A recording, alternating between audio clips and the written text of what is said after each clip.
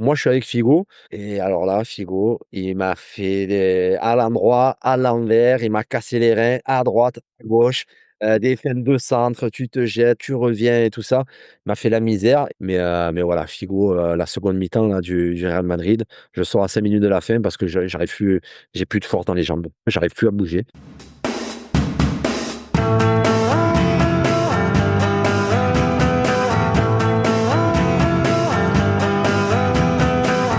Bonjour à toutes et à tous et bienvenue dans un nouvel épisode du podcast des légendes. Avec sa dégaine de mousquetaire et ses tacles acérés comme des lames, notre invité était un défenseur intraitable, réputé pour sa puissance et son engagement sans faille. Formé à Arles, c'est sous les couleurs de l'AS Monaco qu'il s'impose comme l'un des meilleurs défenseurs de sa génération, formant une charnière centrale redoutable avec Sébastien Schillaci. Ensemble, ils portent le club de la Principauté vers les sommets. Ils remportent la Coupe de la Ligue en 2003 et parviennent en finale de la Ligue des Champions en 2004 au terme d'un parcours légendaire où ils démantèlent la Corogne et éliminent les Galactiques du Real Madrid et Chelsea avant de tomber les armes à la main face au FC Porto de José Mourinho. Pendant ses 232 matchs avec le club du Rocher, il devient capitaine et porte sa défense à bout de bras. Ses performances solides lui ouvrent naturellement les portes de l'équipe de France où il connaîtra 12 sélections et restera invaincu, participant notamment à la Coupe du Monde 2006 qui verra les Bleus atteindre la finale aux côtés de ses idoles d'enfance comme Thuram, Zidane ou Henry. Après Monaco, direction Marseille, puis une belle aventure en Première Ligue avec Blackburn pendant plus de 4 ans. Son horreur de la défaite facilite rapidement son intégration à Ewood Park dans ce club, dont la devise Arte en Labore, art et travail, semble faite pour lui. Adopté par les fans, il finira même par recevoir le Players Award décerné par ses coéquipiers au meilleur joueur de la saison. Il termine sa carrière en France à Arles, puis en amateur, car son amour du football est encore dévorant.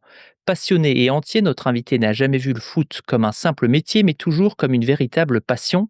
Sa franchise et son humour en font un personnage à part dans le monde aseptisé du football moderne. C'est donc un immense plaisir de recevoir aujourd'hui un compétiteur hors pair et un homme à l'honnêteté rare.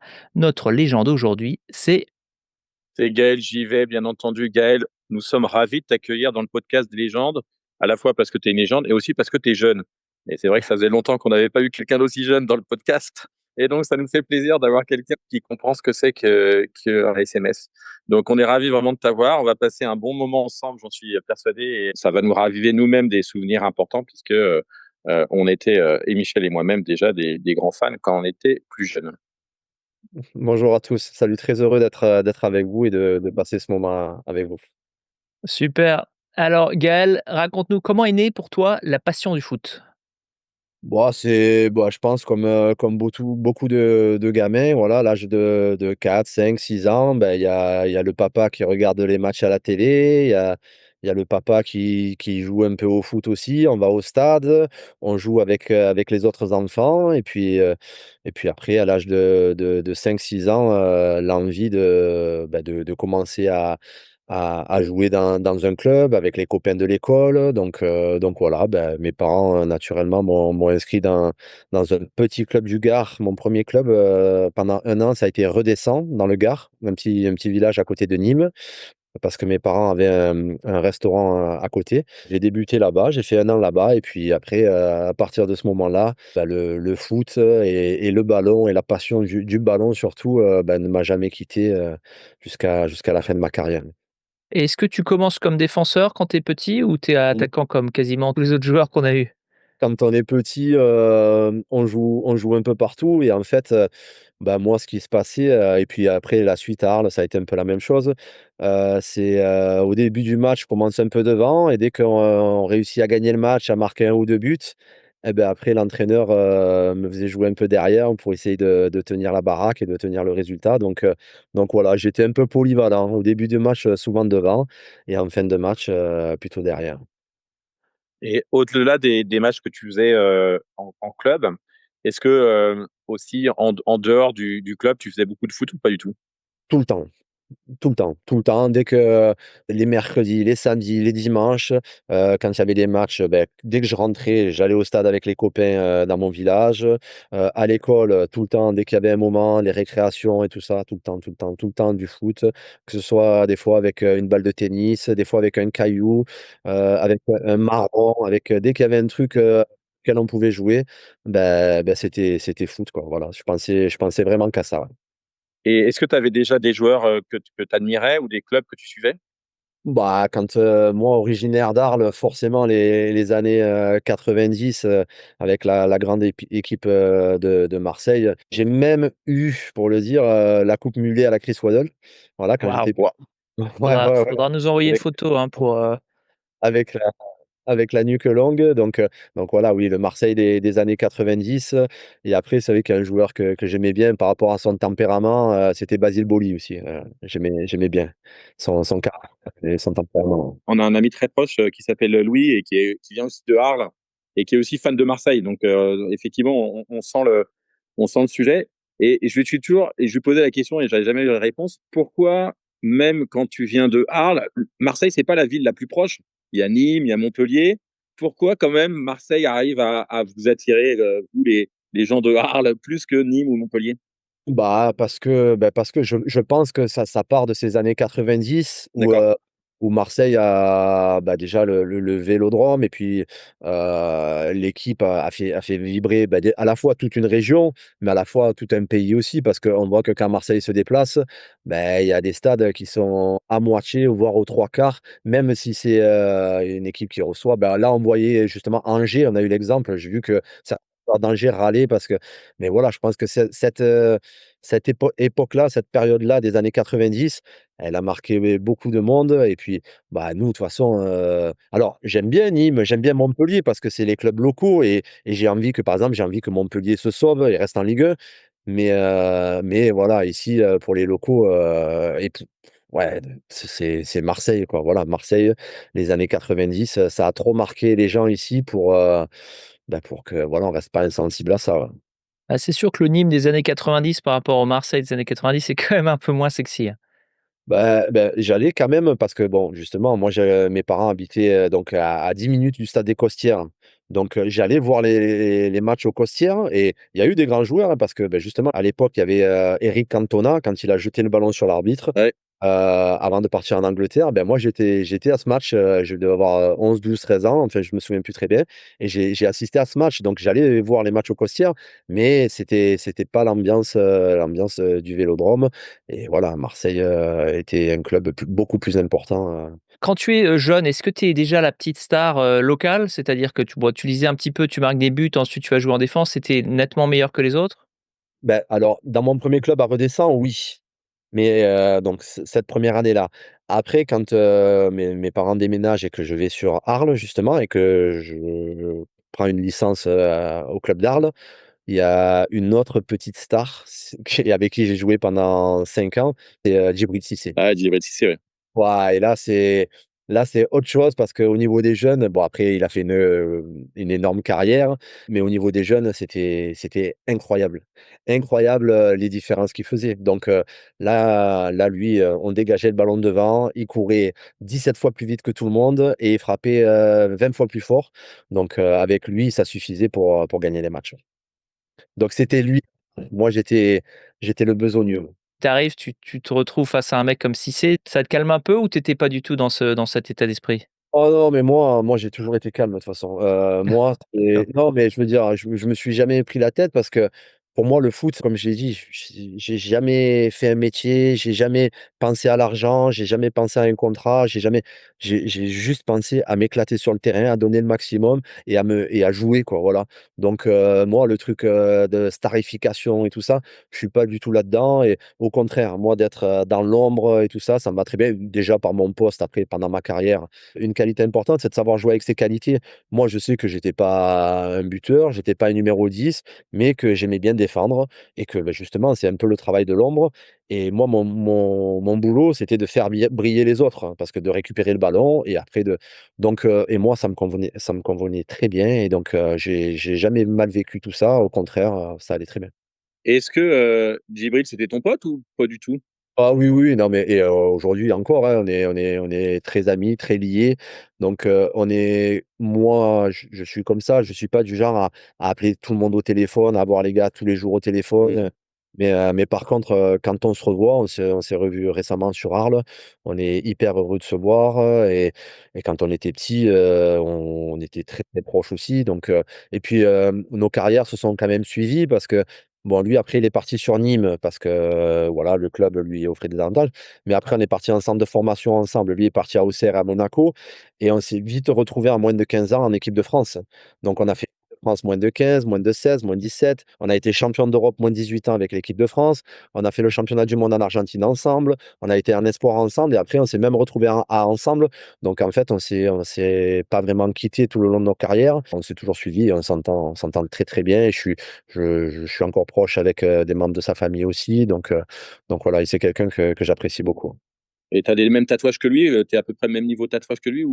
Moi, j'ai qu'un petit tatouage, c'est un petit flamant rose sur le mollet pour rappeler, ma petite Camargue. Des fois, si j'avais tendance à l'oublier, voilà, ma petite Camargue, ma petite nature. Voilà, j'ai juste un petit flamant rose sur le mollet. Moi, sinon j'ai pas de tatouage. Bah, c'est un peu comme ton tatouage, Guillaume, de fraises Tagada sur le poignet. Comme ça, il se Ouais, ouais. rappelle toujours, de prendre son paquet, hebdomadaire de fraises Tagada. À quel moment tu commences à prendre conscience que tu as les qualités, requises pour devenir professionnel et pour en faire vraiment alors peut-être pas ton métier, mais en tout cas, ton activité principale?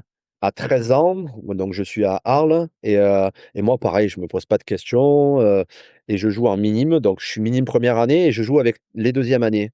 Et là, il y a beaucoup de joueurs qui commencent à me dire: «Waouh, putain, mais tu te rends pas compte, tu joues très bien, voilà». Mais bon, moi je m'en fous, et c'est vraiment l'année d'après où, justement, je suis deuxième année, où je suis capitaine de l'équipe, Arles. On joue, à un niveau régional, et là, dès le début de saison, je commence à être appelé en équipe de Provence, pour des détections où ça se passe très bien. Ensuite, on fait les départements, donc il y a la Provence, la Côte d'Azur, le Var, le Vaucluse et les Alpes, et je suis capitaine de l'équipe de Provence, et puis là, il y a les clubs pro qui commencent à arriver.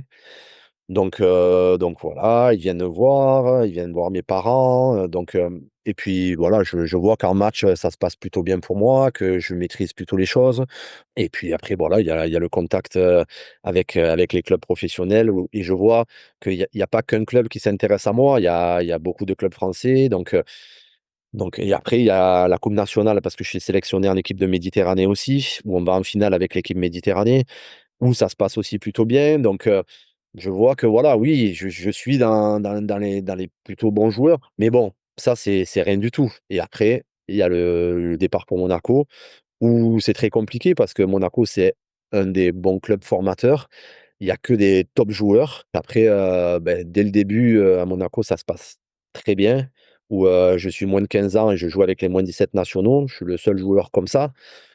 J'ai conscience que ça va, et je suis en équipe de France aussi, mais après, je vois que ça tient pas à grand chose parce que, un week-end là-bas, ça fait pas des cadeaux. Donc un week-end, ça se passe un peu moins bien, tu te retrouves sur le banc, donc le doute peut vite s'installer. Mais après, encore une fois, moi, je pense, qui a été ma force pendant toute ma formation et pendant ma carrière, c'est que je me suis jamais posé de questions: «Est-ce que je vais réussir? Est-ce que» Moi, ça en fait, ça a jamais été un but. Moi, j'étais tellement heureux de pouvoir jouer au foot tous les jours. Voilà, moi, c'était vraiment ma passion qui m'a guidé, et après, ça s'est fait naturellement, en fait. Voilà, je me suis jamais posé de questions, et puis tout est arrivé naturellement sans que je le cherche vraiment. Les sélections, après on m'a offert mon premier contrat pro. Ensuite, j'ai fait mon premier match quoi, en même temps à peu près, j'ai fait mon premier match en pro. Ensuite, j'étais la première fois titulaire, et puis après ça s'est enchaîné, et puis voilà, et puis tout s'est fait comme ça, et sans vraiment que je me pose vraiment de questions, quoi. Alors raconte-nous comment tu décides d'aller, à Monaco? Parce que tu dis que tu as d'autres possibilités, sachant que tu es un gros fan de Marseille. Est-ce que Marseille se manifeste? Et qu'est-ce qui te pousse à sélectionner Monaco? Bah, oui, j'ai plein de clubs. J'ai des clubs, Auxerre, Nantes, enfin tous les clubs français, tous les clubs, régionaux et puis en fait, le premier club, alors Monaco, ils étaient très présents, ils sont venus me voir plusieurs fois, et en fait, avec mes parents, on part pour visiter les installations justement, au Louis II à Monaco. Et en fait, je crois que dès que je sais pas si vous connaissez l'endroit là-bas, mais dès qu'on sort de l'autoroute et qu'on sort de ce tunnel, on sort d'un tunnel et là, on arrive, la vue sur la mer, la vue sur la principauté et tout ça et là, en fait, nous, quand on vient, il y a que des champs de partout. Mes parents et moi, on a été éblouis. Donc on s'est dit: «Mais c'est là, en fait, que j'ai envie d'être, c'est là que j'ai envie de vivre» et puis on a été super bien reçus. Bon, ils savent y faire après, hein, maintenant que j'ai l'expérience, que je vois comment ça se passe, mais ils arrivent, ils t'offrent un maillot d'un joueur professionnel. Il y a un ou 2 joueurs pros qui mangent à la cantine, ils viennent, ils te présentent les entraîneurs et tout le monde et donc je pense que ça nous en a mis un peu plein les yeux et qu'en fait, du coup, on est allé visiter aucun autre club. On n'a pas donné suite, aux autres clubs et on a de suite décidé de partir à Monaco. Tu jouais défenseur, là, à cette époque, tu étais ancré défenseur ou pas encore? Là, après, justement, la dernière année, minime, souvent là aussi, c'est revenu le fait où je démarrais, joueur offensif et souvent, on faisait un peu la différence où je marquais un but, où je faisais une action pour faire marquer un but et dès qu'on menait au score, je redescendais derrière, quoi, voilà. Après ça dépendait un peu de l'effectif, mais après souvent ça se passait comme ça, ouais. Donc en vrai, c'était la carrière de Laurent Blanc, mais dans un match, quoi. C'est-à-dire que tu Ouais, c'est ça, voilà, c'est un peu ça, ouais. Ouais, ouais, ça dans le match, je changeais plusieurs fois de position et puis ça arrivait que voilà, on menait, après ça égalisait, mais il fallait qu'on gagne, donc je repassais devant et d'accord. enfin voilà, il y avait pas de poste fixe, quoi. Ouais. Et à ton avis, quelles sont tes qualités à ce moment-là? Sur quelles qualités en particulier Monaco te recrute?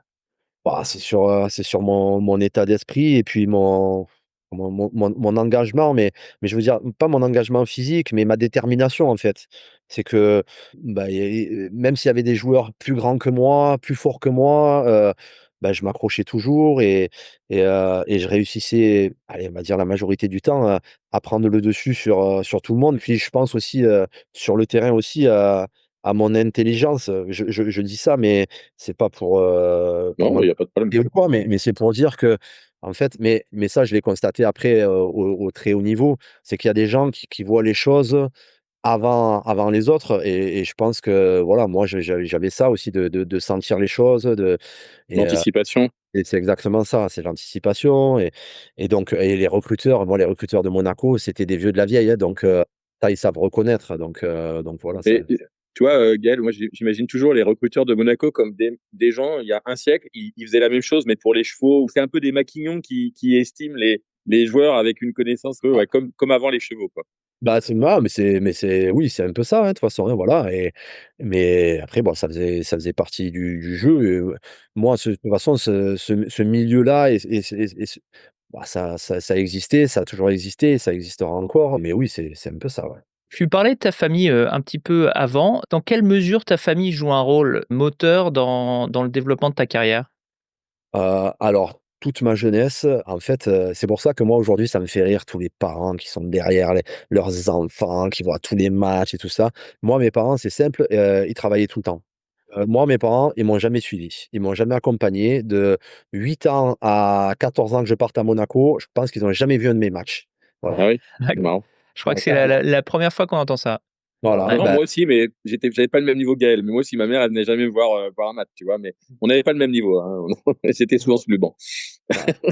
voilà. Ils étaient pas là, mais en même temps, ils faisaient le maximum parce que, bon, ils savaient très bien que c'était ma passion et que moi, sans le foot, j'aurais été un enfant triste. Donc voilà, ils m'ont laissé vivre ma passion. Dès qu'il y avait des choses à faire pour, par exemple, m'acheter des chaussures ou quoi, ils faisaient des efforts, importants parce qu'on avait pas forcément de gros moyens et après, à partir du moment où je suis rentré au centre de formation, ils m'ont quand même, régulièrement, ils faisaient des déplacements pour venir me voir et quand je venais me déplacer avec Monaco, quand je jouais pas loin d'Arles, que ce soit sur Marseille, sur Nîmes ou quoi, là, ils faisaient l'effort aussi de de pas travailler, pour venir me voir jouer, pour passer un moment avec moi. Mais enfin, ça a toujours été, je pense que ça a été fait avec beaucoup d'intelligence parce que moi, je suis quelqu'un qui aime bien être solitaire et faire les choses comme je les ressens et donc moi, ils m'ont laissé quand même beaucoup de liberté et donc ils m'ont pas mis du tout de pression, zéro pression. Puis ça a bien fonctionné.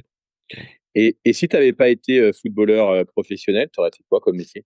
Oh, c'est une bonne question. C'est une bonne question, mais après, bon, j'ai toujours été, dans n'importe quel sport que ce soit, toujours attiré par le sport, et fou de sport donc peut-être que j'aurais fait des études pour être prof de sport, un truc comme ça, mais voilà ou alors, un truc, un peu plus engagé, mais un truc comme pompier ou un truc comme ça aurait pu me plaire aussi, voilà donc Et mais tu avais pas de plan B en tout cas? Je veux dire, ça t'a même ouais, pas effleuré qu'est-ce que tu pouvais faire, si tu mmh, devenais pas footballeur? non, j'avais pas de plan B et après bon, comme sûrement beaucoup d'enfants, mais quand on est à l'école en sixième, en cinquième, toujours on fait une petite fiche, en début de sais Oui.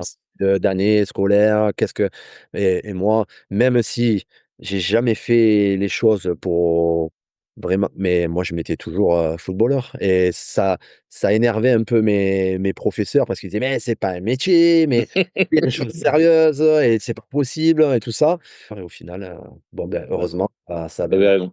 ouais, ça a bien fonctionné. Donc tu arrives à Monaco, c'est, période Claude Puel, donc c'est pas la période la plus, sexy, hein, on va dire de Monaco, c'est une période super solide. Gérard Banide, l'aide, Gérard Banide qui est quand même, légendaire, parfois, en bien, parfois de manière un peu plus négative.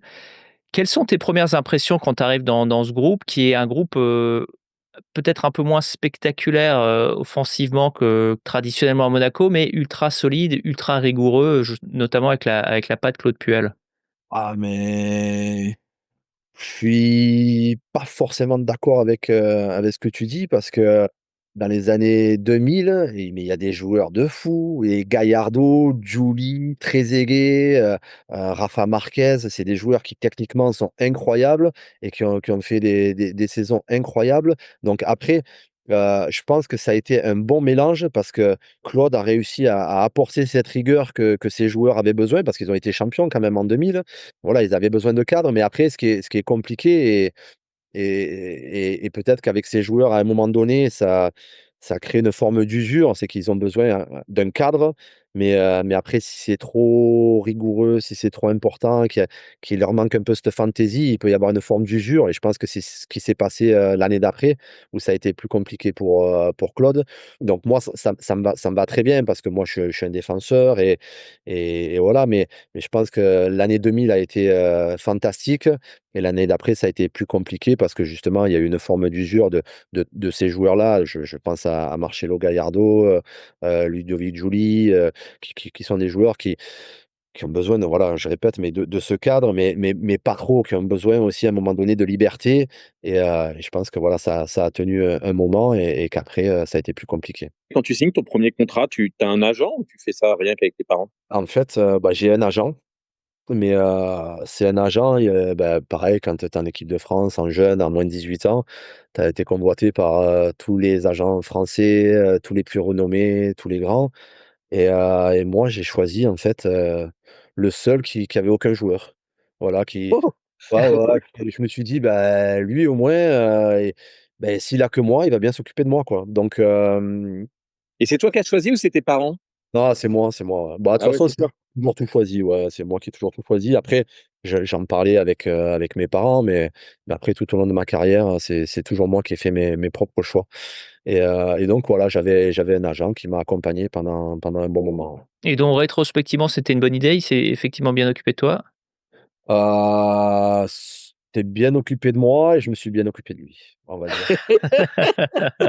Ouais, D'accord. Mais c'était vraiment est-ce que, tu vois, par exemple, quand tu es jeune, de temps en temps, tu as un peu pitié, te demande ce genre de cas de figure. Tu as eu pitié du gars ou c'est vraiment est-ce qu'il y a pas un mélange de pitié aussi un peu? Moi, je suis un peu comme ça, de toute façon, voilà, je Ouais, suis comme ça ou s'il y a une personne, il y a 10 personnes et il y a 10 personnes, on va dire, qui sont super et tout ça et qu'il y en a une qui est un peu moyen, moi, j'ai envie d'aider celui qui est ouais. qui est un peu Bah, moins je bien. com je comprends pourquoi tu as accepté l'invitation sur le podcast des légendes maintenant. C'est ça, c'est pour vous aider, pour vous lancer. Ouais, C'est exactement, ça sympa, fait on partie apprécie. 2 petits clochards du podcast qui sont vraiment gentils, Gaël, tu peux nous aider pour ça.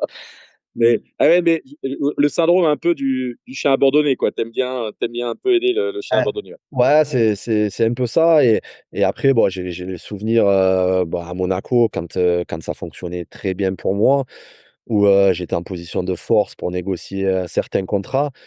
Lui, mon agent était un peu intimidé, peut-être par Mmh, les gros enjeux, les grosses sommes et donc c'est presque moi qui négociais mes contrats tout seul. ouais. Même moi qui négociais ces primes, Voilà, mais après ça s'est très bien passé au niveau humain, c'était très bien donc voilà. Et alors raconte-moi un petit peu ton intégration à Monaco. Est-ce que c'est bienveillant par rapport aux anciens? Moi, je suis un introverti, c'est-à-dire que moi, il m'a même dès que je suis arrivé, tous les joueurs du groupe pro, bah, Sabri Lamouchi, Ludo Giulier, ils m'appelaient Bernardo dans Zorro, enfin parce que là, Il y a pas un mot. Le muet, ouais. ouais, je disais pas un mot, je disais rien et par contre, 1er entraînement, j'arrive avec c'était, Dacosta, Georges Dacosta, ballon en l'air, puis allez mes ballons en l'air, j'y vais, boum, direct, j'ouvre l'arcade, 1er entraînement. Premier ballon, premier entraînement et ils me regardent tous et ils pensaient que lui, il allait me sauter dessus pour me tabasser. Il m'a regardé, m'a de l'air de dire: «Putain, OK, bah, bien, bien, bah, bienvenue quoi», voilà et 3 entraînements après, je mets un tacle, je pète la cheville, au gardien remplaçant, Jean-Michel Aubry et après, bah, je me suis forgé ma légende, on va dire et après c'était Ouais. et je me suis fait adopter et toujours à bloc aux entraînements et voilà, j'avais pas besoin de parler, pour me faire accepter, me faire intégrer et voilà, j'ai été rapidement accepté et grâce à en fait, à ce qui s'est passé, sur Tu les parlais avec tes pieds, quoi. voilà, ouais, avec mes pieds, avec mon tempérament, mon caractère et voilà. Mais après, les 2 actions-là, mais c'est moi j'étais un joueur, on va dire dur, mais pas méchant. Ouais, C'est-à-dire, moi, à chaque fois, beaucoup d'engagement, mais j'ai jamais dans ma tête, j'ai cherché à faire mal à quelqu'un. Ouais, Jamais, jamais, tu voilà. pas, le Carlos Moser de Monaco. Non, non, non, non, non, donc j'ai jamais cherché à faire mal et alors des fois ça arrive que par excès d'engagement ou parce que, je suis en retard parce que l'adversaire joue bien un coup, qu'il est plus rapide que moi, plus vif, je suis en retard, je peux faire un mauvais tacle, mais ça a jamais été volontaire et donc là, aux entraînements, ça s'est vu que j'étais engagé, mais que j'étais pas quelqu'un de méchant, au contraire que alors, j'étais justement, par rapport à ces premiers entraînements, est-ce que avant tu te dis: «Bon, il va falloir vraiment que je mette le paquet pour mon premier entraînement» ou c'était vraiment, pour toi, un entraînement comme un autre? Comment tu te prépares pour ces premiers entraînements?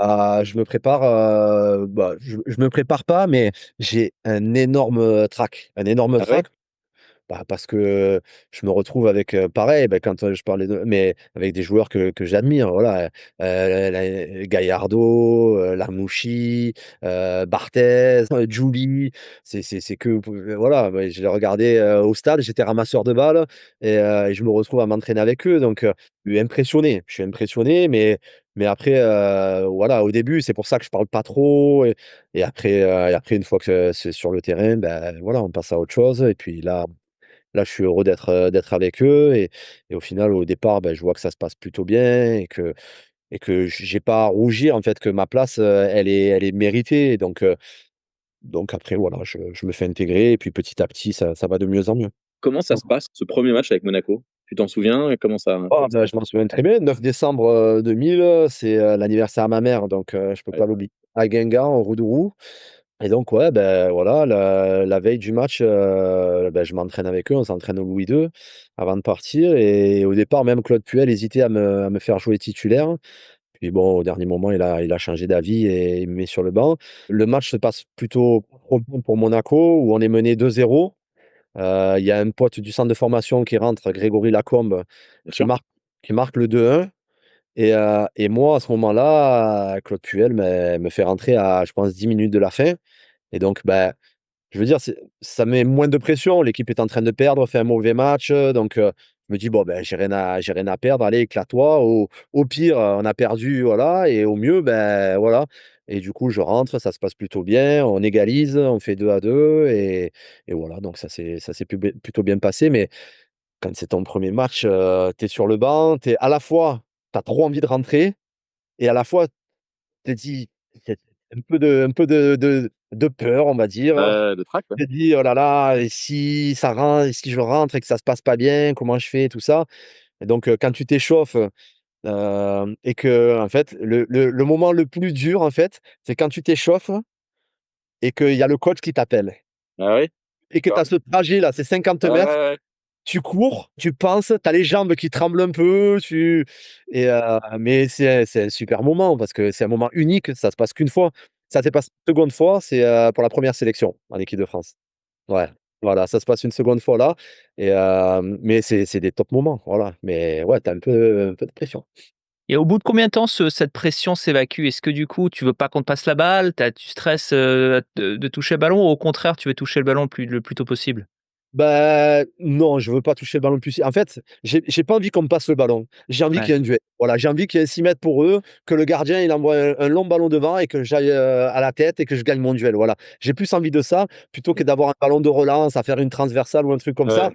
parce Ouais. que voilà. Mais au final, je me souviens même plus quel premier ballon ça a été, mais voilà, dans mes souvenirs, je sais que Ouais, tu préférais un acte défensif qu'un acte de relance exactement, ou offensif? voilà, ouais, Ouais. exactement, voilà. Mmh. Bah, là où en fait, je vais dire mon point fort, mais où je voilà, il y avait moins de risques, où il y avait moins de vues sur moi non plus aussi et tout ça, mais bon après voilà, ça après les Et quand tu démarres, tu as au moins ton nom dans ton dos ou c'est un vieux non, non, maillot, non, c'est numéro 32, non, bah, le 32 après je l'ai gardé, mais moi j'avais même pas le 33 parce que c'était Grégory Lacombe, j'avais le 34.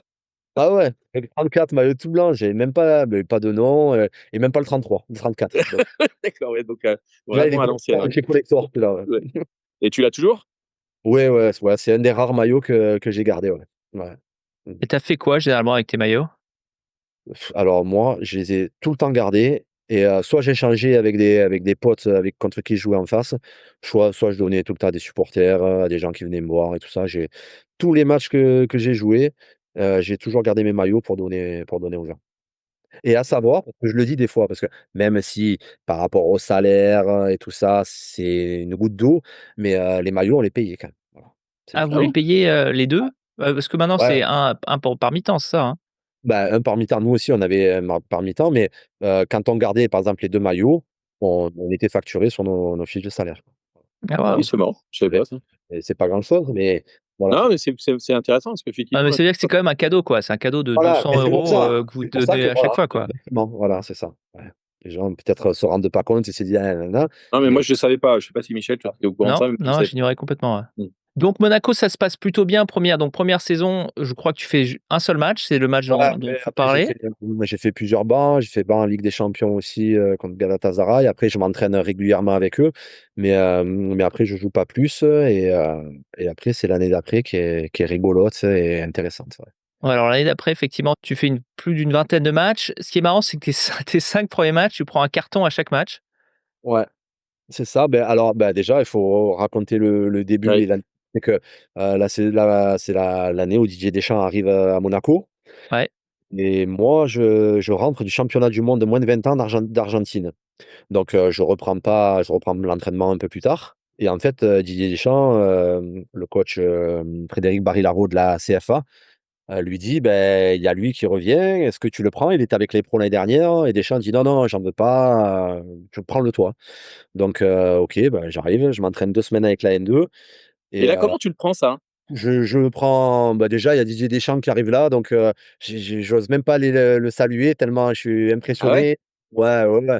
Donc je le prends et puis en plus, il y avait un gros recrutement qui avait été fait de la part de Didier avec, pas mal d'anciens joueurs justement et donc bah, je vois que l'effectif est fourni, donc je me pose même pas la question. Moi, je rentre d'Argentine, je retrouve mes potes, en CFA avec un coach, Frédéric Barilaro avec qui je m'entends super bien et tout, donc tout va bien, je vais me faire ma prépa, me préparer et je fais la prépa. Il y a un ou 2 matchs amicaux, 2 matchs amicaux avec, la réserve et les pros commencent, le championnat.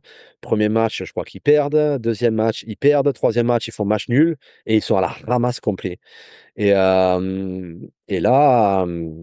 bah, Didier Deschamps, va voir, Fred Barilaro et lui dit, «Bah, te ton joueur là que tu m'avais dit, peut-être, que je vais le prendre dans l'entraînement pour voir un peu ce que ça donne parce que là, on est dans le dur». Donc j'arrive, entraînement, pareil, ça se passe bien, j'y vais et l'adjoint à Didier Deschamps lui dit: Quand même, je vais pas être méchant, mais on a Ah, nos mais il y a du niveau là. Ouais, vieux qui ouais. avancent plus trop là, qui sont là, tranquilles et tout. Lui, il arrive, et il te bouscule tout le monde. Peut-être que ça ferait du bien de et le match, suivant, c'était contre Paris, à la maison et donc le vendredi, donc moi, j'avais commencé le lundi et le vendredi et Didier, m'appelle et me dit: «Bon, viens voir». Toujours moi, je me dis: «Oh là là, qu'est-ce qu'il va me dire?» Il me renvoie, tout ça. Il me dit: «Bon». te mets pas de stress et tout ça, t'inquiète pas, tout va bien, mais demain tu vas débuter». Ah ouais? Ouais. Donc en face, Ronaldinho, Anelka, toute la bande. Donc bah, demain tu débutes. Donc ah OK, ben bon d'accord, voilà. Donc là, il me dit ça le vendredi, donc ben voilà, ça cogite un peu et puis après le jour du match, pareil, débute le match, ça s'est plutôt bien passé aussi, donc Et tu débutes à quel poste à ce moment-là? Défenseur à arrière gauche? gauche, Ouais, arrière arrière gauche. gauche. D'accord. Ouais, Et il te arrière donne gauche. des directives, des consignes et puisqu'il sait que c'est en fait, c'est quoi ton deuxième match, en pro, quoi? Ouais, c'est mon deuxième match en pro, mais après lui, il me dit: «Tu défends, voilà, je veux que tu défendes, tu me bloques le couloir, tu coulisses». Bon, enfin, tactiquement, voilà, bon, et après je savais jouer latéral, mais voilà, moi je veux pas que tu t'occupes de la partie offensive. Ouais, c'était vraiment Le rôle ballon, traditionnel arrière. OK. voilà, tu récupères le ballon, tu donnes, il y avait Jugovic qui était un super joueur, Mmh. voilà. Tu récupères le ballon, tu donnes à Hugo, tranquille, hop, tu f le plus simple possible, tu gagnes tes duels. Voilà, je veux juste ça. OK, pas de problème. Le match a commencé et gagné mes duels, fait ce qu'il m'a dit et derrière après j'ai enchaîné Alors, avec la saison. petite question justement, c'est à Louis II, hein, c'était le 1er ton Ouais, 1er match à Louis II aussi? ouais. Louis II, c'est pas connu comme la super ambiance. Ça reste correct, mais c'est pas considéré comme est-ce que toi, ça t'a touché déjà, est-ce qu'au début, je pense pas que ça te touchait vraiment, mais est-ce qu'à un moment, ce côté, Louis II avec une ambiance oui, il y a des fans, mais c'est quand même pas, Marseille, est-ce que ça t'a touché? Heu, c'est, alors déjà, c'est pas tous les matchs. Alors déjà, là, par exemple, pour prendre, mon premier match, il faut savoir qu'à Monaco, l'été, il y a du monde au stade. Ouais. Parce que touristes, et tout ça, donc en plus, c'était une affiche contre Paris, Mourinho et l'Anelka, c'est un gros match, donc le stade, était quasi plein ce jour-là. Voilà. Mais après, pour, les années d'après, pour même cette saison-là et tout ça, des fois quand, en coupe de la Ligue, on a reçu Niort le mardi soir où il y a 300 personnes dans le stade. Là, c'est sûr que c'est plus compliqué pour te trouver de la motivation et pour te bouger. Mais après, faut quand même, respecter parce qu'il y a non, mais il y a des supporters monégasques qui sont là à tous les matchs, qui viennent, qui s'investissent, qui s'impliquent. Alors, c'est vrai que c'est pas une ville, de sport, en tout cas de sport. Si, parce qu'il y a des événements sportifs, mais de spectateurs, en tout cas de foot. Mais il y a des vrais monégasques, des vrais gens de la région qui aiment le foot, qui aiment l'AS Monaco et qui supportent l'AS Monaco donc et rien que pour eux de les savoir là, ce on arrivait à trouver une motivation. Est-ce que tu es un petit peu, charrié par les joueurs du PSG qui savent que tu as 19 ans, c'est ton deuxième match? Est-ce qu'ils essayent de te faire sortir du match? Est-ce qu'ils essaient de t'intimider un petit peu? Bah, j'ai encore une anecdote, mais un des premiers ballons justement où il y a un ballon un peu sur le côté, un peu entre 2, où je suis au duel avec Ronaldinho et je lui passe devant et je prends le ballon et lui, il me met un coup de pied. Il me met un coup de pied, comme s'il se battait avec quelqu'un. Mais bon, là, il y a pas de VAR, il y a rien et tout ça, c'est un peu dans l'action et tout et en fait, je me retourne et lui, il se rapproche de moi et je fais, front contre front avec Mmh. Ronaldinho, quoi. Dès le début, quoi. Ouais, dès le début, quoi, au bout de 6 minutes de jeu, quoi. Donc, bah, enfin, mais moi ça me chauffe, ça me régale. Donc, j'ai dit: «OK, bah, pas de problème». Il y avait pas meilleure chose pour me mettre dans mon match et tout ça. Derrière, je me suis plus posé de questions et au lieu de me tétaniser ou peut-être je sais pas ce qu'il cherchait, au contraire, il m'a galvanisé et ça m'a donné une motivation supplémentaire, quoi. Mais ils connaissaient pas le caractère derrière, mais effectivement. Bah, après, chacun a son caractère, mais bon, moi, voilà, moi, c'est le genre de choses que j'aimais bien et qui me donnait encore un surplus de motivation. Et qu'est-ce qu'il te dit justement Deschamps après ce match? Bah, Deschamps, il me dit que c'est bien, mais après, il me dit pas grand-chose, mais il me fait Mmh. vite comprendre que le week-end d'après, je vais jouer, quoi. Ah Parce oui, que d'accord. dans les mises en place, et tout ça, je suis dans l'équipe titulaire.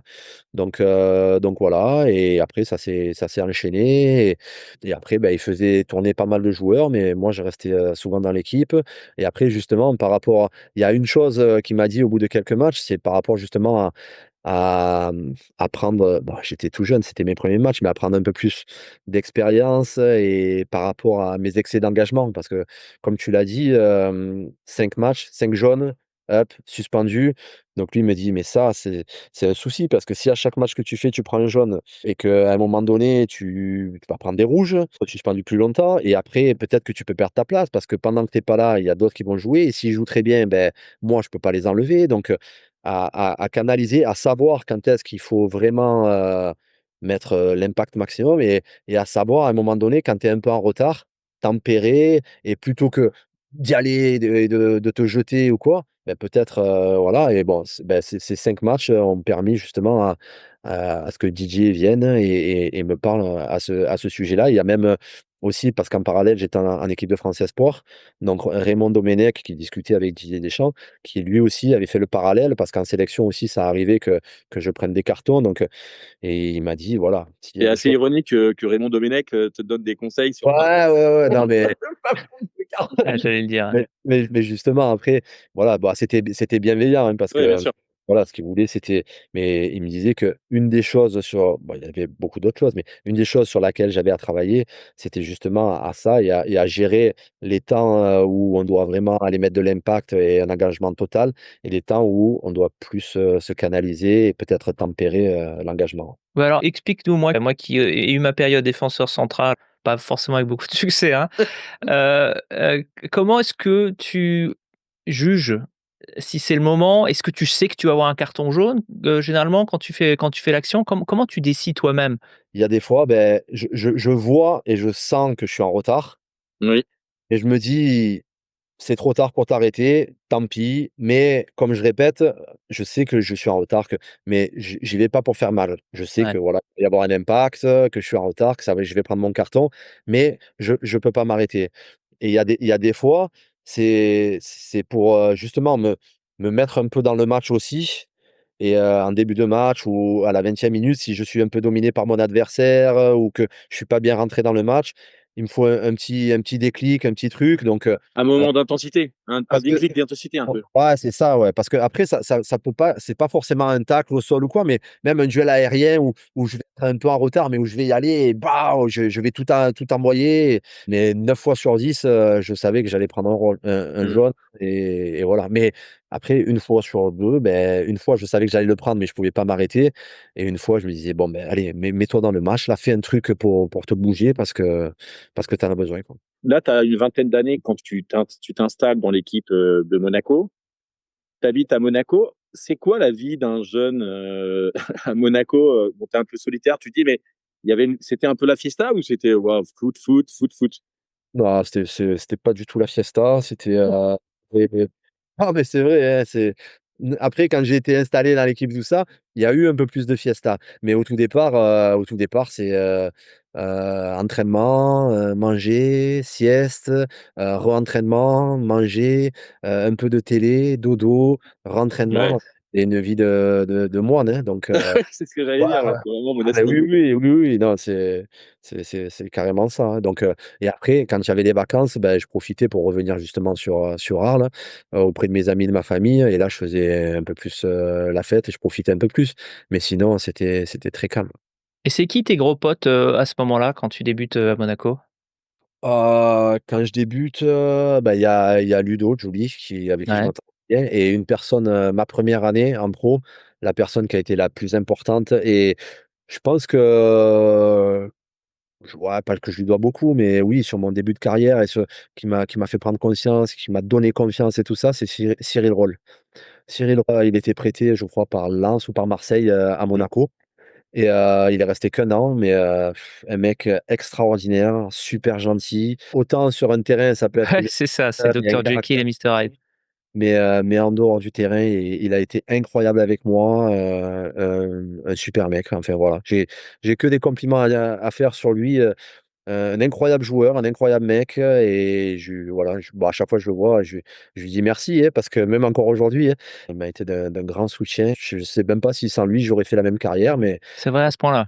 ouais, à ce point-là, parce qu'il a été tellement bienveillant et tellement tellement gentil, tellement de bons conseils, même quand il y a eu des périodes parce que même cette année-là, la première saison, quand il y a eu un peu des moments un peu plus difficiles et tout ça, il a toujours été avec moi.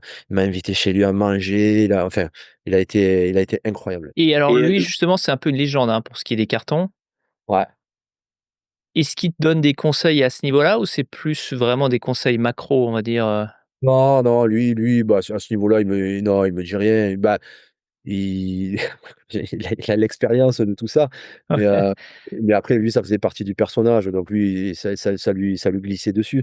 Mais non, mais lui, c'est plus sur tous les à côté, même, au niveau, ben, on parlait tout à l'heure d'agents et tout ça, il me donnait des conseils et puis sur le terrain, des fois, quand on faisait des exercices à 2 ou quoi, il se mettait tout le temps avec moi, pour me parler, pour me rassurer, pour enfin, voilà, on s'est pris vraiment d'amitié et ça a été un pilier pour moi cette première année parce que, malheureusement, Ludo Giuly avec qui je m'entendais très bien aussi, cette année-là se fait la rupture, des ligaments. Ouais. Mmh. Donc, il est moins présent après et donc voilà, mais Cyril a été avec moi et heureusement.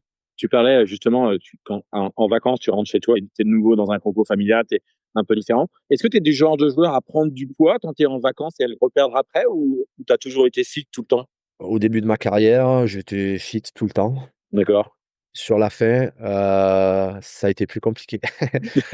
En plus que, j'étais, enfin pendant les saisons, aux entraînements, je me donne toujours à fond, je suis toujours à fond, toujours à fond. Mais en vacances, en fait, j'ai quasiment jamais fait les programmes qu'on me filait.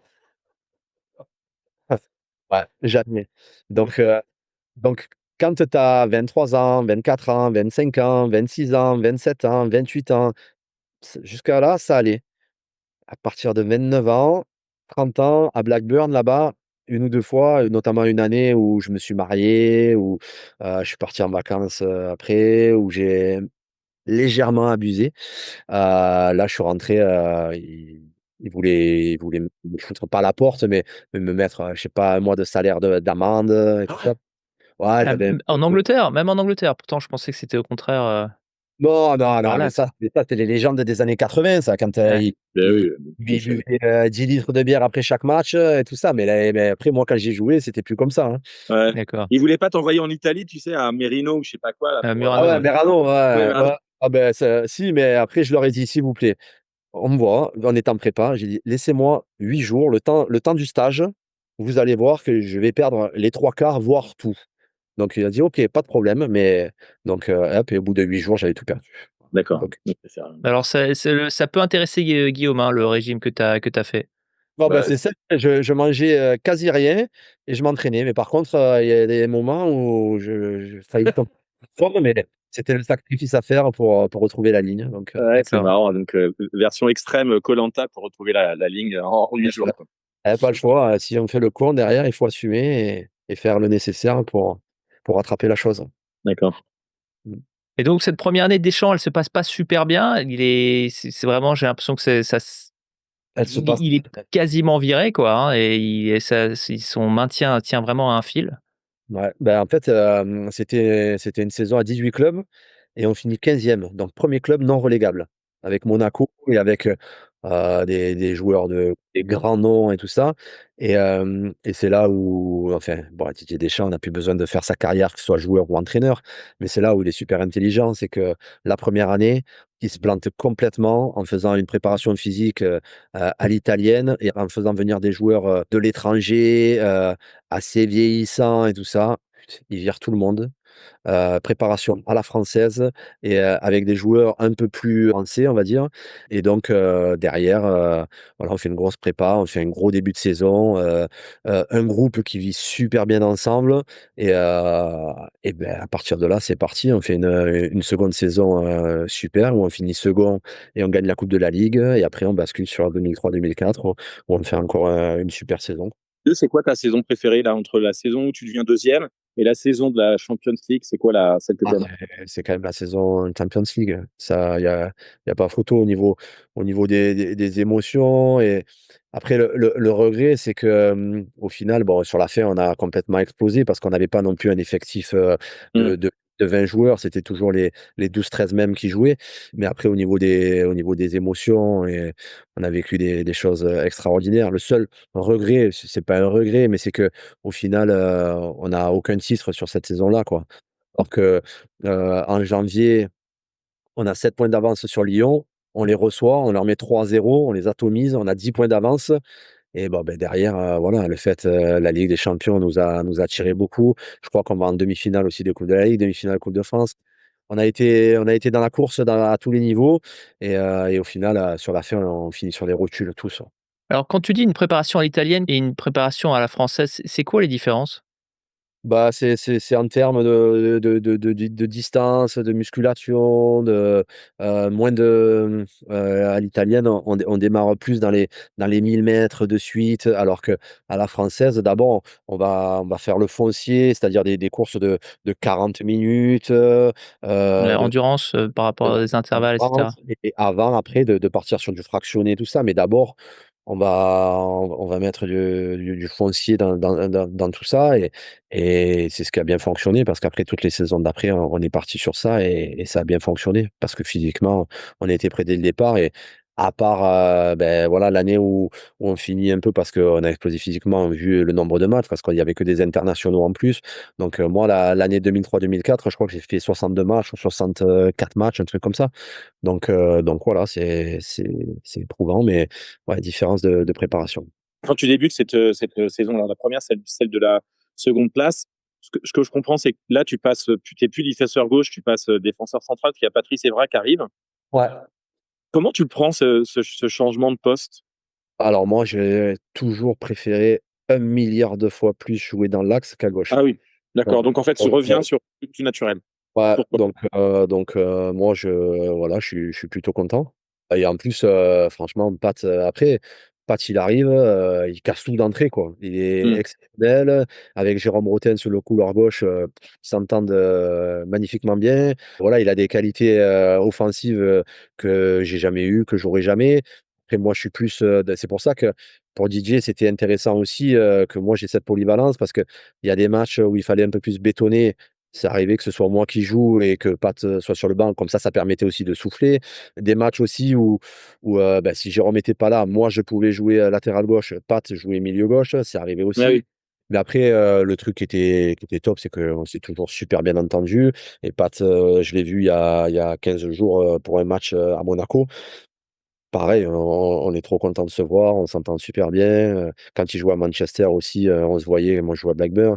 Enfin voilà, c'est quelqu'un, que j'apprécie beaucoup et avec qui j'ai toujours eu des bonnes relations. Et d'ailleurs, juste une question vraiment bête, j'ai oublié de te la poser. T'as un prénom Gaël. En fait, c'est lié à la question que j'avais posée après, qui était, c'est marrant. Et après la concurrence avec Julien Rodriguez et Sébastien Schillaci. J'ai une question que j'ai pas posée. Tu t'appelles Gaël Givet. Gaël, c'est un prénom breton, mais pourquoi tes parents ils t'ont appelé Gaël? Alors ça, c'est une bonne question, mais beh, il faudrait que je la pose à ma mère, parce que je l'ai jamais posée en Ah oui, tu fait. les savais poser? Ok. Ah, je me suis jamais posé la question. C'est vrai que, des fois, on fait référence justement à des origines bretonnes et tout ça, mais pas du tout, on n'est pas du tout breton, donc je pense que c'est juste parce que le prénom plaisait, à ma mère, voilà, parce que je pense que c'est elle qui commandait. Ouais, c'est marrant, mais tu vas pas poser la question à ton père. Tu poses directement à ta mère. Ça Ah, fait se dire, tu ouais, sais ouais, qu'il y bah, avait ouais, tu ouais, as le choix. non, mais ouais, voilà, il faudra que je pose la question parce que j'ai pas de réponse à donner, je sais pas. D'accord.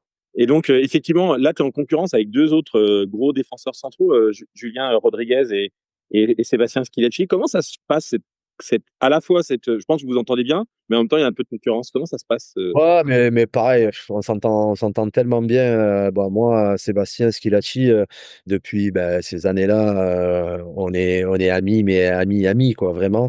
Nos femmes sont amies, et avec lui, on se voit tout le temps, on s'appelle tout le temps. On est partis plein de fois en vacances ensemble avec les enfants se connaissent, donc on a toujours été amis. Juju, on a été aussi pendant toute la période où on a joué ensemble, on a été très proches. Donc DJ aussi, allez, voilà, c'est quelqu'un d'intelligent, donc il a vu qu'on s'entendait bien, donc il a réussi un peu à faire que tout le monde y trouve son compte et même entre nous, on y trouvait notre compte aussi parce qu'on on va parler d'anecdotes aussi, mais maintenant il y a prescription. Mais à l'époque, quand on était sur le banc et qu'on gagnait les matchs, on n'avait pas les primes de match, totales, on avait que la moitié. Voilà, alors nous, ce qu'on faisait, quand on était, les 2, par exemple, si c'était moi et Toto qui jouions, à la 80e, on faisait semblant: «Ah, j'ai un peu mal quelque part» et tout ça. Faire rentrer le troisième pour que Génial. le troisième il touche la prime complète.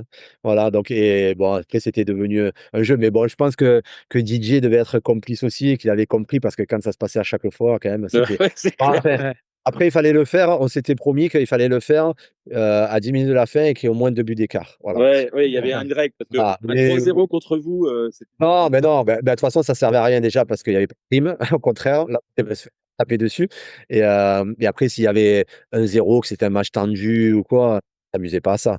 Mais voilà, donc c'était une anecdote, rigolote. Mais de toute façon, la cohabitation entre les 3 c'est toujours très bien passé et puis, bah, après il y a toujours, un qui est un peu blessé, un qui a une suspension, un qui a que ça s'est fait naturellement, quoi, voilà. Ouais, si tu dis toi-même, si tu faisais 62 matchs, il y avait quand même, de la place pour Ouais, justement, pour qu'il y ait d'autres joueurs, qui prennent ta place. ouais. En termes de management, qu'est-ce que à part la préparation foncière, qu'est-ce que Deschamps fait différemment entre la première et la deuxième et enfin la troisième saison? Ah, ce qui fait différent un peu, c'est il a, bah, c'est ce qu'il a fait, c'est ce qu'il fait avec l'équipe de France et ce qui réussit bien, c'est créer un groupe. Voilà, créer un groupe, de personnes qui vont réussir à vivre ensemble et à pas poser de problèmes et pas forcément, des gens avec trop d'ego. Voilà. Ouais. C'est-à-dire il en faut parce qu'on est des joueurs professionnels, il faut qu'on ait de la personnalité parce que sur un terrain, il faut avoir de la personnalité quand tu joues devant 50 000 personnes ou quoi. Mais, mais pas trop d'ego et c'est pour ça que, bah, il s'est séparé de joueurs comme, Christian Panucci qui avait, Marco Simone, après, même avec Marcelo Gallardo, voilà, c'est des joueurs exceptionnels qui ont fait beaucoup de choses pour l'AS Monaco. Mais lui a senti qu'à un moment donné, avec le groupe, peut-être que ça pouvait créer des tensions et surtout avec lui aussi, qu'il pouvait peut-être pas être suivi, que certains joueurs allaient se rallier à la cause de ces joueurs-là et que ça pouvait créer des difficultés, dans le groupe. Donc, voilà, il a essayé de se séparer de certains cadres, on va dire, plus de jeunes joueurs et qu'il y ait une osmose plus meilleure, au sein de l'équipe, au sein du groupe, voilà. Comment est-ce qu'il évalue justement la personnalité du joueur? Par exemple, un joueur comme Morientes qui a quand même un beau CV, super joueur. Comment est-ce qu'il sait que lui, il va justement arriver à se fondre dans un groupe? Bah, je pense qu'après, il a quand même un réseau, Didier Deschamps, donc je pense qu'il se renseigne, à beaucoup d'endroits et que mais en tout cas, il s'est pas trompé parce que Fernando Ah bien Morientes, sûr. il arrive dans le vestiaire à l'AS Monaco, tout discret, pas un mot et en plus, c'était limite, honteux, les vestiaires qu'on a à l'époque parce qu'il arrive du centre de Real Madrid. Nous, on a Ouais. préfabriqué qui fuit, il y a qu'une douche qui marche sur 4, il y a dès que ça pleut un peu, ça coule de partout dans le vestiaire. Enfin, c'est une cata nos vestiaires qu'on a à l'époque, nos installations et lui, il arrive, il dit rien, il s'installe aux entraînements, là, toujours le sourire, il parle avec tout le monde et dès les premiers matchs, il a mis tout le monde d'accord, quoi, voilà. Vraiment, vraiment la grande classe. Donc bah, je pense que Didier après, par rapport à ses connaissances et à son réseau, il a réussi à se renseigner et à tenir des informations, importantes qui ont fait que voilà, il savait que Fernando allait se fondre à l'effectif, hein. de toute la campagne, européenne, de la Champions League, c'est quoi le match où tu t'es senti le plus fort? Alors, moi, c'est Oui, perso. un perso, ça va être complètement peut-être con ce que je vais dire, pardon, mais moi, c'est le match aller à La Corogne, quand on perd 1-0. Heu D'accord. heu, grosse ambiance, gros match, La Corogne, grosse équipe, et en face de moi, j'avais un super joueur, Louquet, je crois qu'il s'appelle Ouais. et voilà, moi, je me suis voilà, je senti vraiment fort et dans tous les duels et tout ça, bien présent, bien je pense que j'ai fait un de mes meilleurs matchs. En plus, je jouais latéral droit, donc pas évident et il y a ce match-là et après, le premier aussi qui est sympathique à Eindhoven où la veille du match, Didier pareil, me convoque un peu, seul et me dit: «Bon, voilà, je t'annonce, je sais que tu as jamais joué là, je sais que ça va être compliqué tout ça, mais demain, je veux que tu joues latéral droit». Il me dit: «Voilà, latéral droit, je t'explique pourquoi. En face, il y a leur meilleur joueur qui s'appelle, Robben. C'est un jeune, c'est lui qui fait toutes les différences et tout ça et je veux que tu t'occupes de lui. Voilà, c'est pour ça, tu vas jouer latéral droit». Pareil que le discours qu'il m'avait tenu avant. je m'en fous que tu montes, que tout ça et tout ça, je veux juste que lui, on le voit pas du match. Donc voilà, donc il me dit ça la veille, je vais jouer latéral droit et que je vais charger, Robben. Bon, à l'époque, c'était pas le Robben d'après parce qu'il Non, était non, juste mais Ouais. bon, et blessé. Ah, mais il doit il quand même avait avoir bien les vu mêmes qualités, ouais. Ouais, il avait bien ouais, vu la ouais. qualité quand même. Ouais. Ouais, ouais, ouais. Et donc voilà, premier match, on joue à Eindhoven et on est le 1er club français à avoir gagné là-bas, et on gagne 2-1 et je pense que c'est grâce à ce match qu'on a lancé l'épopée. Ça nous a donné confiance parce qu'il y a beaucoup de joueurs qui découvraient la Champions League et donc à partir de là, on a fait une belle campagne. Quand tu entends pour la première fois la musique de la Champions League, est-ce que ça te fait une émotion ou toi pas du tout? Ouais, si, si, si. Non, mais moi, je sais pas combien j'ai fait, peut-être 25 matchs ou je sais pas combien de Champions League. Chaque fois que tu entends cette chanson, ça fait quelque chose. Ça fait quelque chose, de particulier. Voilà, c'est énorme, hein, voilà, je sais pas où ils l'ont trouvée cette chanson, mais elle est formidable. Elle te procure des émotions, des frissons. Voilà, Mmh. il y a quand tu rentres à Marseille, quand il y a la chanson quand tu rentres à Marseille, quand tu rentres à Paris. Les Jump. Voilà, quand tu rentres à Paris aussi et après, une aussi, mythique et celle-là, j'ai eu la chance de jouer, je sais pas 7-8 fois là-bas, c'est, You Never Walk Alone à Anfield, à Liverpool.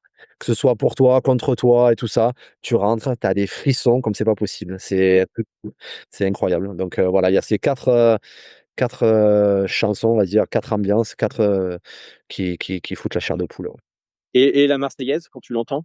Moins?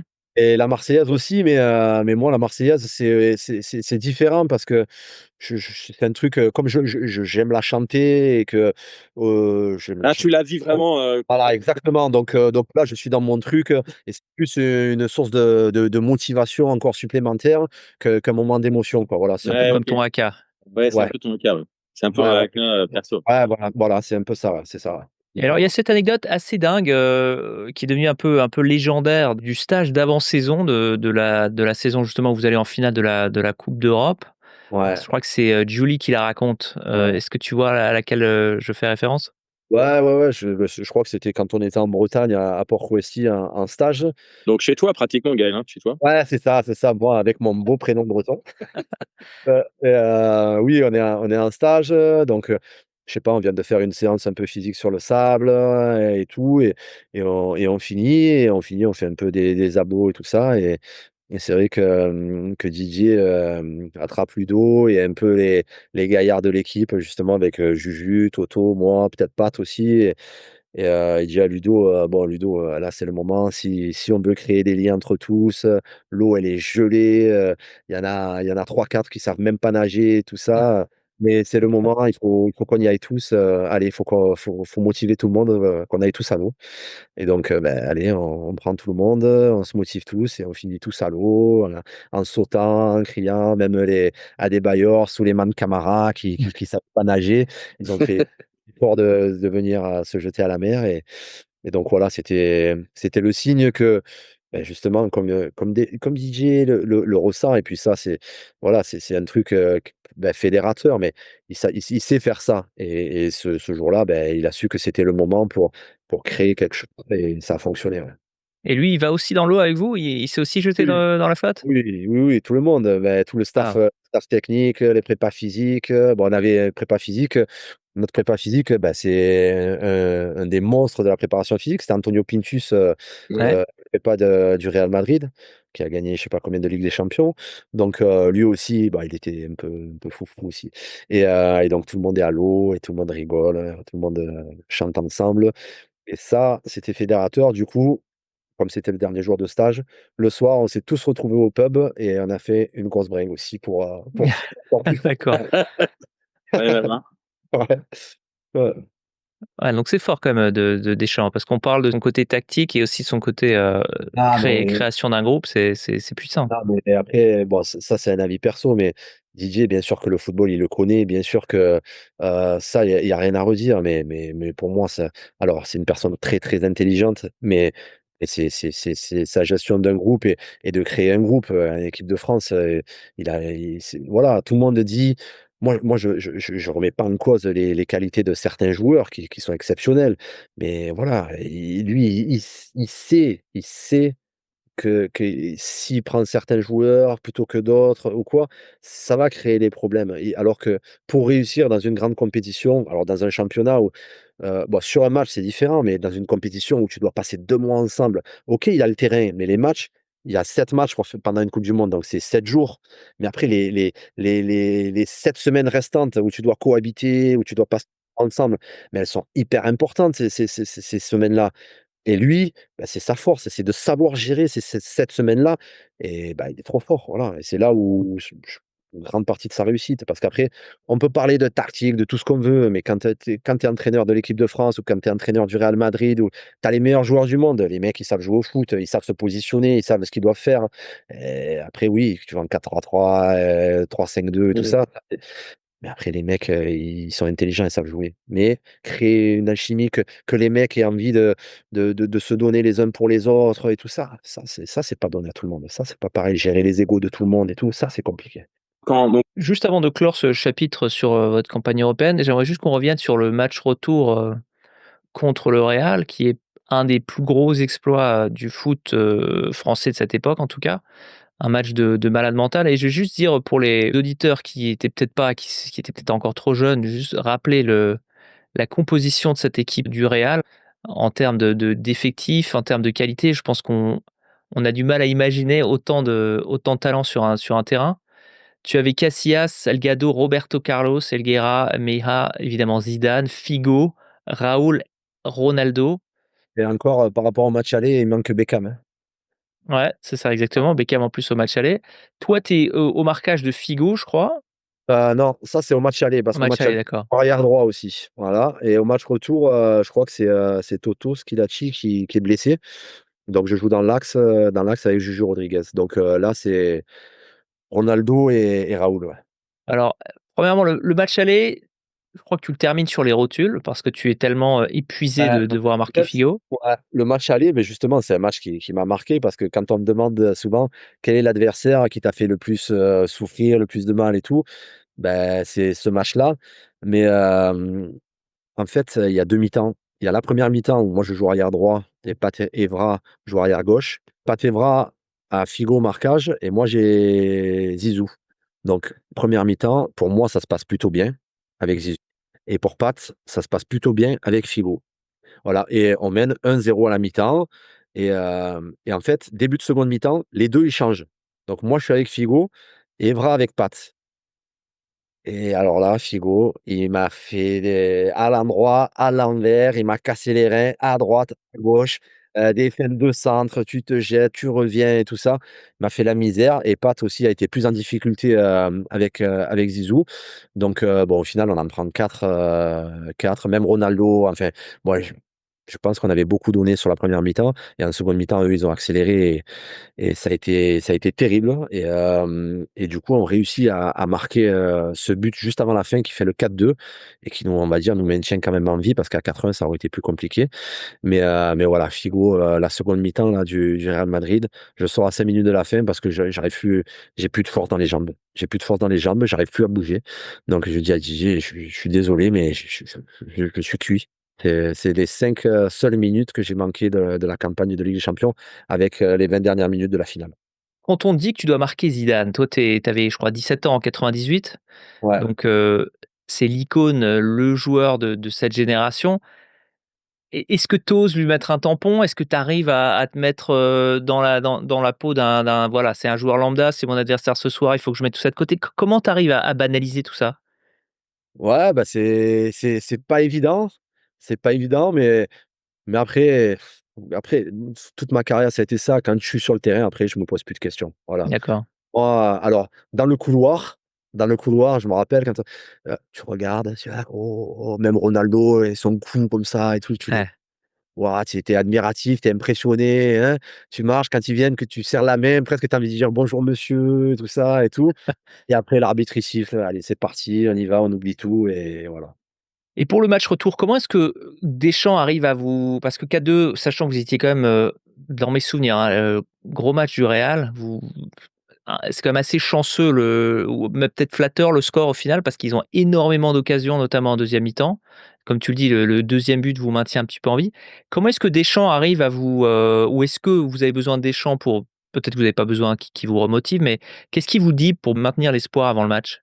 Si, ben, si on a besoin de lui bien sûr et en fait, il nous donne des exemples et il nous montre un peu des vidéos où ils se sont fait bouger, où ils se sont fait vraiment bouger. Notamment, je crois que je sais pas si c'était en championnat ou en coupe, le week-end d'avant quand ils jouent contre Bilbao, où ils se font bouger, mais ils se font rentrer dedans et ils touchent pas une canette.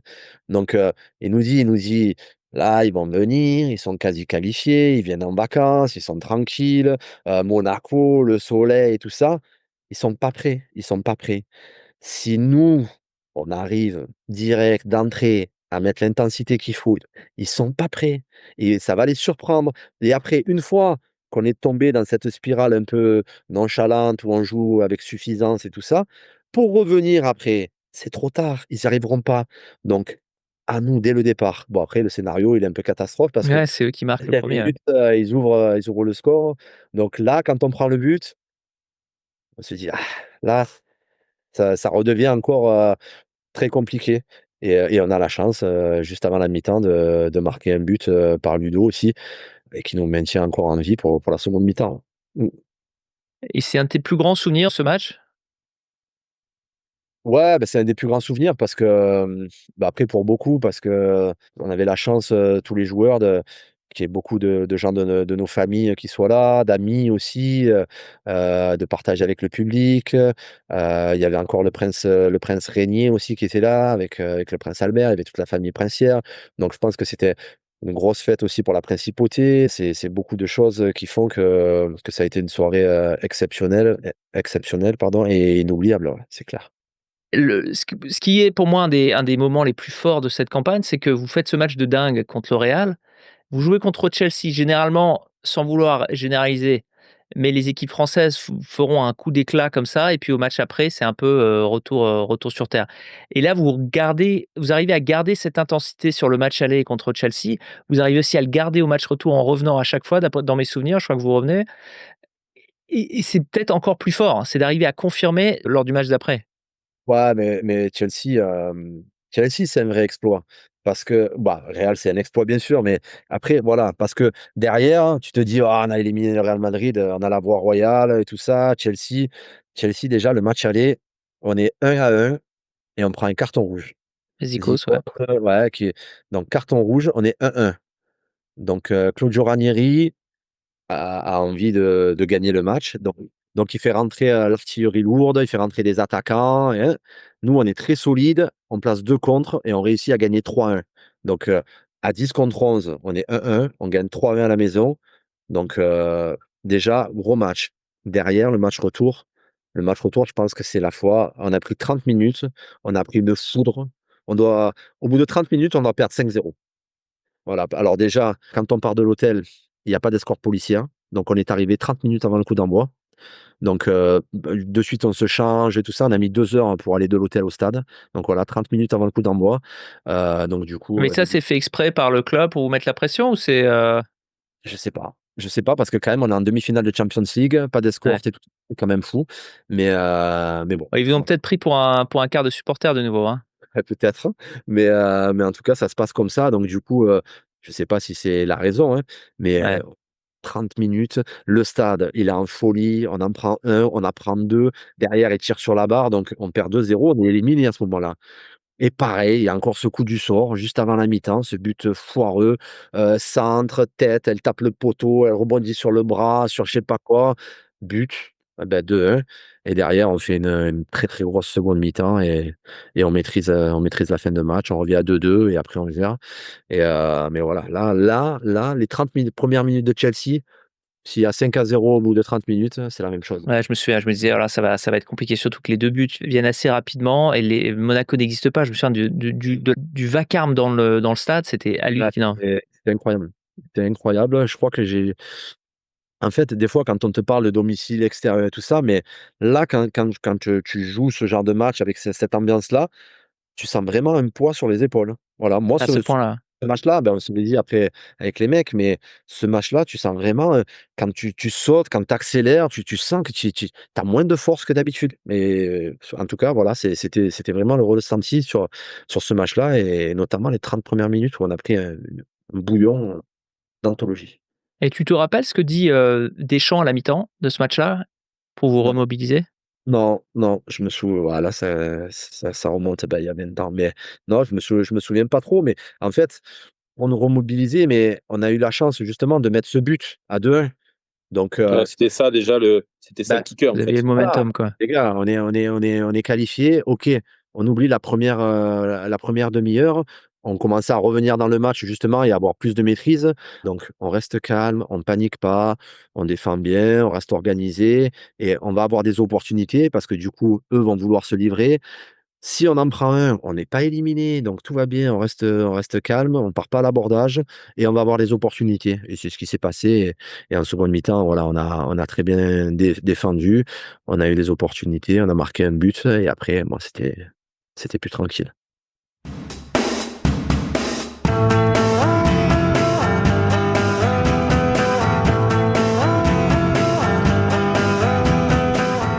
C'est la fin de ce premier volet avec Gaël JV. On se retrouve la semaine prochaine pour la deuxième partie. On va parler de l'équipe de France avec notamment la Coupe du Monde 2006 et la finale contre l'Italie.